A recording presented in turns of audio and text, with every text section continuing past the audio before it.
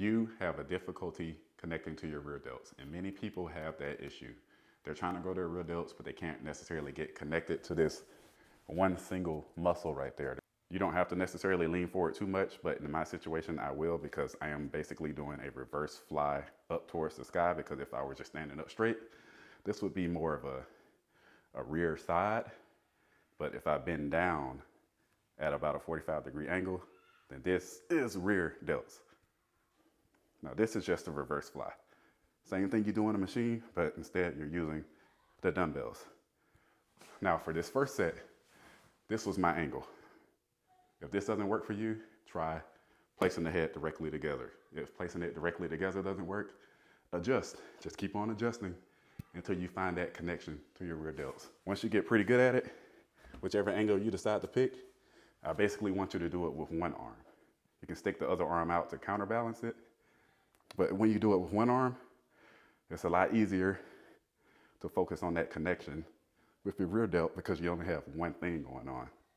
When you have two arms going, you're just focused on trying to get the weight up, and you're mostly working your rear delts and your back.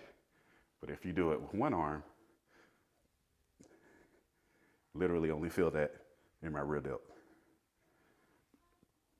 Now I hope this helps. If it doesn't, just keep moving. Oh, before I forget, mover, what I forgot to mention was when you're doing this workout, your whole body remains static. Whatever angle your arm starts at, like if you start at this angle, you don't straighten out in the end.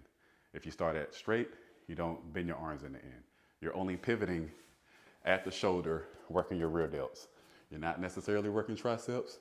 You're not supposed to be working forearms. Now, what I mean by that is if you're starting straight, you're gonna finish straight.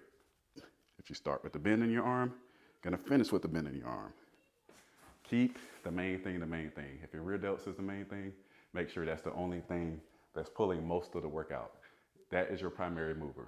Your secondary mover will be your lats and will be your back. You can't help that, but we try to minimize that as much as possible.